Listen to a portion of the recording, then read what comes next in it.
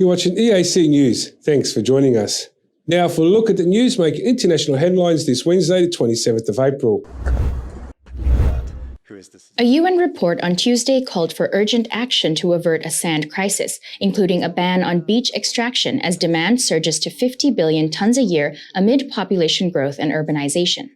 Sand is the most exploited natural resource in the world after water, but its use is largely ungoverned, meaning we are consuming it faster than it can be replaced by geological processes that take hundreds of thousands of years, the UN Environment Programme report says.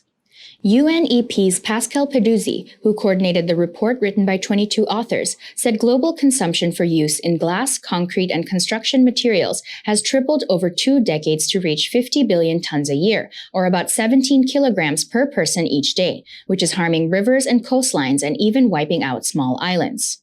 In a Sri Lankan river, sand removal had reversed the water flow, meaning that ocean water was heading inland and bringing saltwater crocodiles with it, he told journalists. Demand is now seen as shifting to Africa, where villagers often remove sand from beaches to build growing cities. In some cases, this can make coastlines more vulnerable to the impact of climate change, such as more powerful storms, the report said. Among the report's recommendations were a ban on beach extraction and the creation of an international standard for marine dredging that can harm ocean biodiversity. It also called for reducing demand by reusing sand from recycled materials like concrete and mining tailings instead of using naturally occurring sand. Peduzzi, who coordinated the report written by 22 authors, said that some of the impacts of overexploitation were already being felt. In the Mekong River, the longest in Southeast Asia, sand extraction was causing the delta to sink, leading to the salinization of previously fertile lands.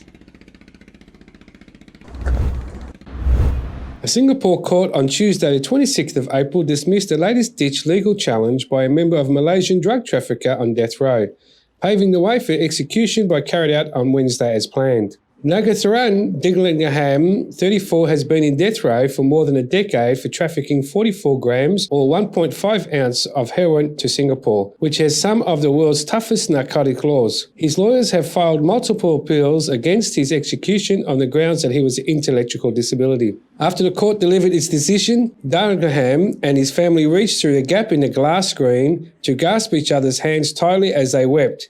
He cries of Ma could be heard around the courtroom. Nanglathan's case has attracted international attention, with a group of United Nations experts and British billionaire Richard Branson joining Malaysia's Prime Minister and human rights activists to urge Singapore to commute his death sentence. His lawyers and activists have said Nanglathan's IQ was found to be at 69, a level recognised as intellectual disability. However, the courts found he knew that what he was doing at the time of his crime and ruled there was no admissible evidence showing any decline in his mental condition.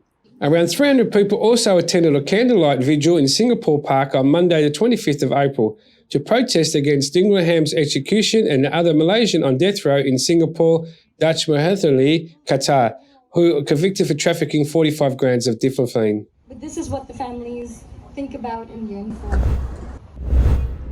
Writers under deadline go to Tokyo Manuscript Writing Cafe with the understanding that they can't leave until their work is done. Recently opened in April in Western Tokyo, the clean, well-lit place has 10 seats reserved for writers, editors, manga artists, and anybody else grappling with the writing word and deadlines.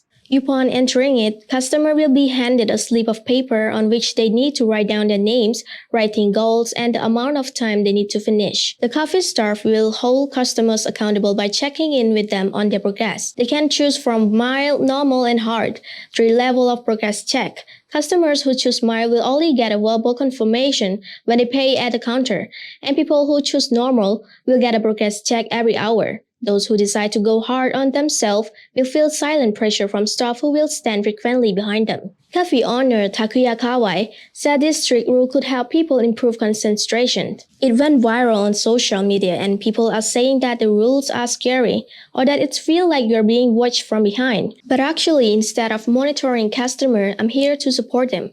I would like everyone to finish their work, said the 52-year-old Kawai, who also a writer himself. Inspired by a famous Japanese tale for children, the restaurant of many orders, which inspired bizarre restaurants setting up a specific instruction for customers before they enter the restaurant. Kawai says he aimed to create a space where people will feel tense at first, but gradually relax and be able to focus on their work. Unlike normal cafes where customers have a wide range of drinks on the menu to choose from, the cafe offers unlimited access to self-service coffee and tea bags, and food options are not available. Instead, it's installed with a high-speed Wi-Fi and charging port at every seat.